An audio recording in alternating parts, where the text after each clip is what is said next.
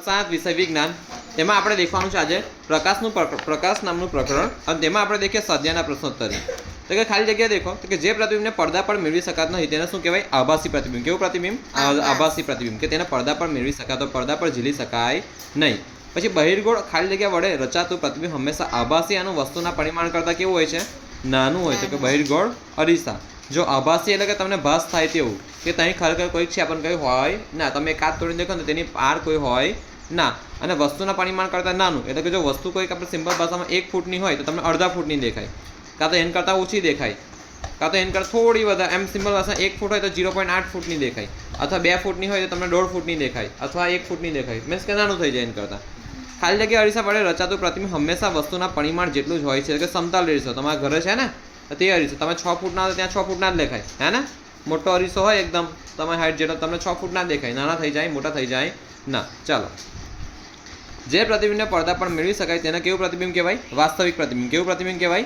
વાસ્તવિક પ્રતિબિંબ। કે તેને એટલે કે રિયલ પ્રતિબિંબ, તેને પડદા પર મેળવી શકાય। હવે ખાલી જગ્યા વડે રચાતા પ્રતિબિંબને પડદા પર ક્યારે મેળવી શકાતું નથી? કોણ? તો કે લેન્સ વડે।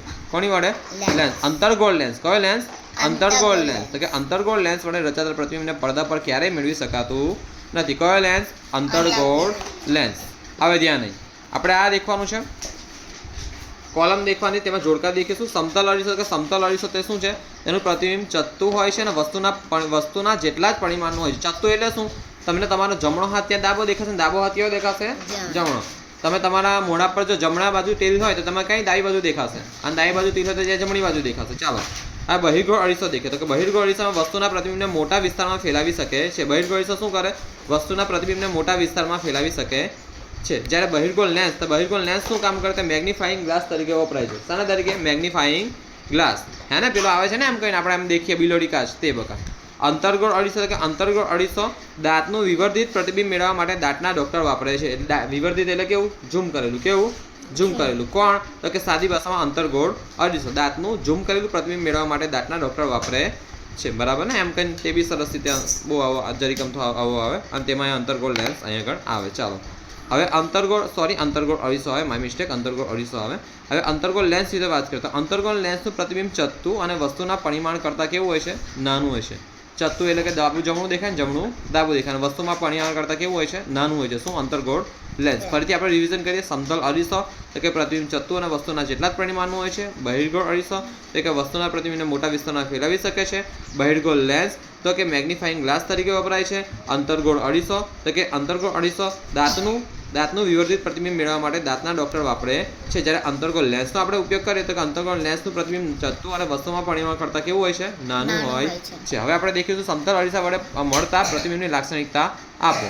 તો કે સમતલ અરીસા વડે મળતું પ્રતિબિંબ આભાસી અને ચત્તુ હોય છે। આભાસી એટલે ભાસ થાય તેવું, તમને દેખાય કેવું કે તહીં કોઈ છે પણ તહીં કોઈ ખરેખર કાચની પેલી પાર કોઈ ઊભું હોય ના। ચત્તુ એટલે કે ડાબું જમણું દેખાય ને જમણું ડાબું દેખાય। પ્રતિબિંબ વસ્તુના પરિમાણ જેટલું જ મળે છે। મેં કહ્યું કે કોઈ 6 ફૂટનો વ્યક્તિ તો ત્યાં 6 ફૂટનું જ દેખાશે, બરાબર? પછી પ્રતિબિંબ અરીસાની પાછળના ભાગમાં મળે છે। ક્યાં મળે છે? અરીસાની પાછળના, જેમ કે અહીં હોય ને તો એ પાછળના ભાગમાં અહીં આગળ આટલા પ્રતિબિંબ રચાય, પણ તમને દેખાય તો આગળ જ, બરાબર? પછી પ્રતિબિંબની ડાબી જમણી બાજુ ઉલટાય છે, એટલે કે આભાસ ચત્તુ હોય છે। કેવું હોય છે? ચત્તુ, કે ડાબી જમણી બાજુ શું થાય છે? ઉલટાય છે। હવે આ દેખવાનું છે, અંગ્રેજી ભાષા તથા બીજી ભાષા કોઈ ભાષામાં તમે જાણતા હોય એવા અક્ષરો શોધો કે જેનું સમતલ અરીસામાં મળતું પ્રતિબિંબ તે અક્ષર જેવું જ હોય છે, અને તમારી શોધની ચર્ચા કરો। તો કે આ રહ્યું, તો કે અંગ્રેજી ભાષાના આપેલ મૂળ અક્ષરોનું સમતલ અરીસામાં પ્રતિબિંબ તે મૂળ અક્ષર જેવું જ હોય છે। તમે અરીસામાં એને દેખશો ને બકા, તો ત્યાં અરીસા પર ત્યાં એને જ દેખાશે। તમે એ સામે મૂકશો તો અરીસામાં પણ એ દેખાશે। તેવીને એચ છે, આઈ છે, એમ છે, ઓ છે, ટી છે, યુ છે, વી છે, ડબલ્યુ છે, એક્સ છે, વાય છે, આનું પ્રતિબિંબ અરીસામાં ઉલટાય નહીં। કયું છે? એ છે, એચ છે, આઈ છે, એમ છે, ઓ છે, ટી છે, યુ છે, વી છે, ડબલ્યુ છે, એક્સ છે, વાય છે।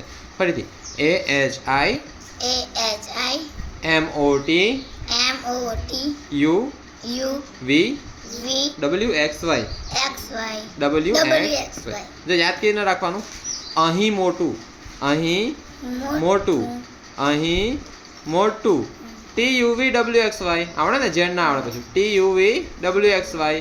અહીં મોટું તો મોટુંમાં ટીઓ આવે તો T U V W X Y A B C D આવે ને?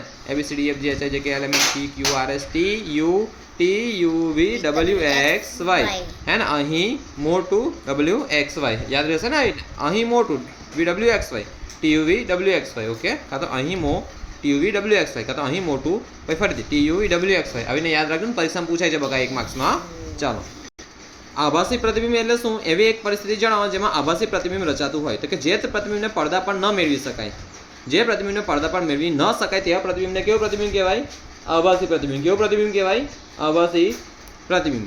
સમતલ અરીસો છે, બહિર્ગોળ અરીસો છે કે અંતર્ગોળ અરીસો ગમે તે હોય, પરંતુ વસ્તુ અરીસાની વધુ નજીક રાખવામાં આવે તો તે પરિસ્થિતિમાં વસ્તુનું કેવું પ્રતિબિંબ રચાય? આભાસી પ્રતિબિંબ રચાય છે. બરાબર? કે સમતલ અરીસો હોય, બહિર્ગોળ અરીસો હોય કે અંતર્ગોળ અરીસો ગમે તે હોય, પરંતુ વસ્તુ અરીસાની વધુ નજીક રાખવામાં આવે તો તે પરિસ્થિતિમાં વસ્તુનું કેવું પ્રતિબિંબ રચાય? આભાસી પ્રતિબિંબ રચાય. કેવું રચાય? આભાસી પ્રતિબિંબ રચાય. ઓકે, તો આજે શું કર્યું છે? આ ખાલી જગ્યાએ દેખી 5, આ જોડકું દેખો, પછી આ આખો મોટો સવાલ દેખો, પછી આ નાનો સવાલ દેખો, ને આ એક સવાલ દેખો. તો જો તમે લખવાનું શું છે તે તમને કહું છું. આ વસ્તુ અહીંથી અહીં લગીને લખો, 2 વખતને મોડે કરો, 2 વખત લખો ને સરખી રીતે મોડે કરો. ના સર તો હું શીખવાડીશ ને, પહેલાં તમને ડીપમાં ભણાવ્યું, અત્યારે જસ્ટ ઉપર ચાલુ તમે સરસ ભણાવ્યું છે. બરાબર? કશું વાંધો આવ્યું છે નથી. પછી આ કરો, આ ખાસ. ઓકે, આ 2 વખત લખો ને મોડે કરો, આ 2 વખત લખો ને મોડે કરો. સવાલ વધારે લખવાનો નથી, ખાલી લખજો. આ જવાબ લખી લેજો ખાલી. બરાબર? ઓકે, સવાલ નહીં લખવાનો, ખાલી જવાબ લખજો, ડાયરેક્ટ જવાબ. ને આમાં પણ આ સરખી રીતે કરજો. બરાબર? તો ક્લાસ તમારો પૂરો.